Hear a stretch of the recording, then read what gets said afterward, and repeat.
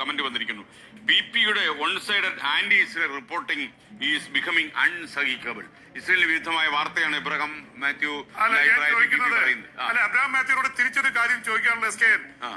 ഒരു 61,000 പാലസ്തീനികളെ കൊന്നൊടുക്കി 15 മാസത്തിനുള്ളിൽ. അതിൽ ഭൂരിപക്ഷം പേരും 70% സ്ത്രീകളും കുട്ടികളുമാണ്.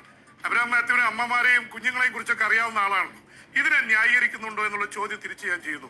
ഇസ്രായേലിൽ കയറി ഹമാസ് 1200 പേരെ കൊലപ്പെടുത്തിയതിനെ അതിശക്തമായ ഭാഷയിൽ വിമർശിച്ചുകൊണ്ട് തന്നെ അത് എല്ലാ ഇതിലും നമ്മൾ പറയാറുണ്ട്.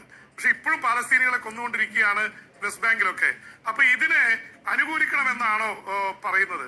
ഒരുപക്ഷെ മാധ്യമ പ്രവർത്തകന്റെ റോൾ എന്ന് പറയുന്നത് അത് നമ്മൾ ജാതിയോ മതമോ രാഷ്ട്രമോ ഒക്കെ നോക്കിയല്ല, എവിടെ അനീതി കാണുന്നോ അത് എതിർക്കാന്നുള്ളതാണ്. അതിനുവേണ്ടി ഇസ്രായേലിന്റെ വക്കാലത്ത് പിടിക്കേണ്ട കാര്യം ഒരു മാധ്യമ പ്രവർത്തകനില്ല. ഒരുപക്ഷെ വിജയിക്കുന്നവന്റെ പക്ഷത്ത് നിൽക്കുന്നതല്ല, ഒരുപക്ഷെ തോൽക്കുന്നവന്റെ പക്ഷത്ത് നീതി ഉണ്ടെങ്കിൽ അത് കൂടെ നിൽക്കുന്നതാണ് യഥാർത്ഥ മാധ്യമധർമ്മം എന്ന് അബ്രഹാം മാത്യുവിനെ പോലുള്ളവർ മനസ്സിലാക്കുക. ഇവിടെ മമ്മൂക്ക പറഞ്ഞ കാര്യം കൂടി